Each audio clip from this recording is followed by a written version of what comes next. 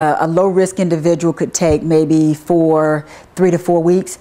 A riskier individual may take a couple of months or so before we sign on the dotted line. ECU Vice Chancellor Virginia Hardy says it's necessary to evaluate the risk of entertainers.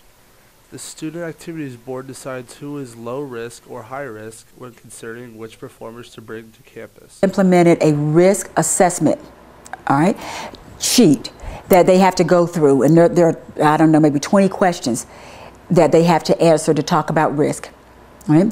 And one of the things that we ask is, had this individual been on other campuses? Hardy says part of her job is to make sure things don't get out of hand.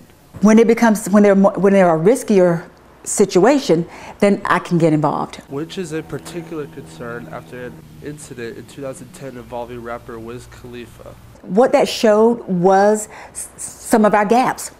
Once the risks associated with performers are determined, the Student Activities Board then decides which type of performers to pursue.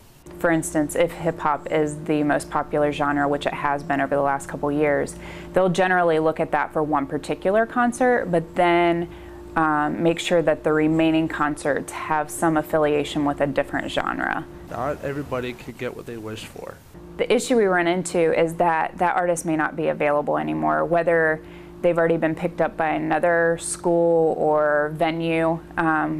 Sometimes they decide they're just not going to tour. Once board members book an artist to come perform, they turn their attention to other matters, such as making sure every piece of equipment is working.